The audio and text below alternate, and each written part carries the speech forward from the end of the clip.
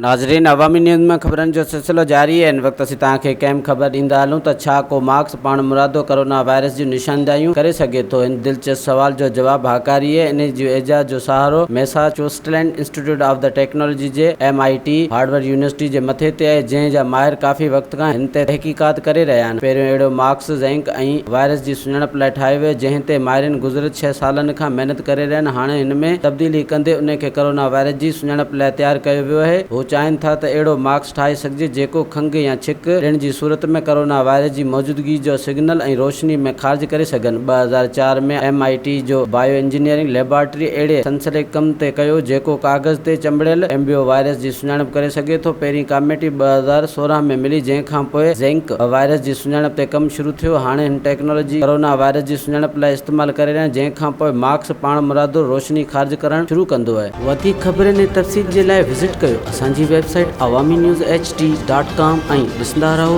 Awami news HD।